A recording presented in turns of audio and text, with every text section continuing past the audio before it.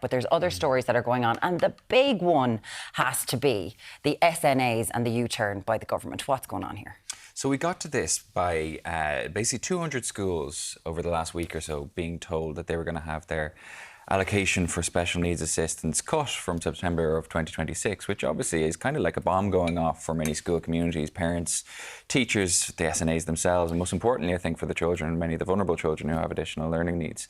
The reason this happened is effectively because a programme of reviews was being undertaken of the need in each individual schools for the number of SNAs they had. And as they came back, 2/3 of them said, fine, you either have the appropriate amount or you need more, but it's this 1/3 where the cuts came through. And the cuts are really quite drastic.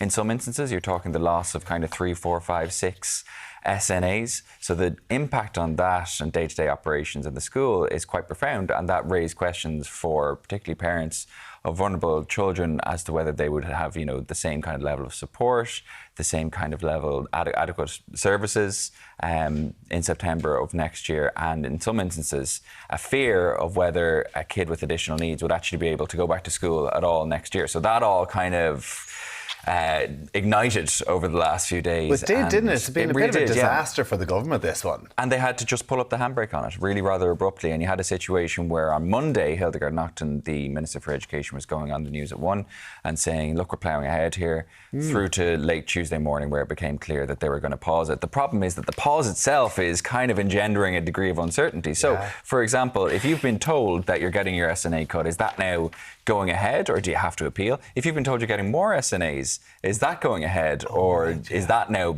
back up for debate? Because we've been sitting here going, we need to increase the number of SNAs. The messaging from the government on this has been truly horrendous. There's meant to be more classes, there's meant to be more special schools which have to be staffed, but it's kind of like robbing Peter to pay Paul is what an awful lot of people feel is going on here. So from the SNAs themselves, they feel very upset. Like you were saying previously, some of them had been, maybe the children they were working with are no longer in the school, and that's why the review said, oh, well, you're no longer needed here. So there's a couple of things underpinning this. Part of it is the expansion in numbers of kids with the diagnosis who need extra assistance, and that's been going up really for many years, for decades. So that has led to a big increase in the number of SNAs working in the system. And then there's an expansion kind of the role of the SNA.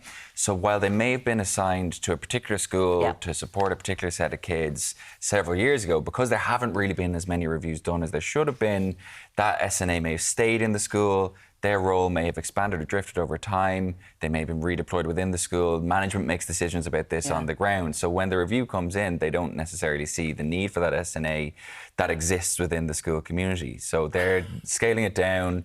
They're then talking about redeployment, but the problem is that they didn't have this synced up correctly either. They didn't have the redeployment scheme ready to go. It wasn't even confirmed at the time they were talking about the cutback. So that led to a lot of uncertainty and fear amongst SNAs themselves. But, I'm not going to be fired. Fair enough, no one's losing their jobs here. But where am I going to be sent? Yeah.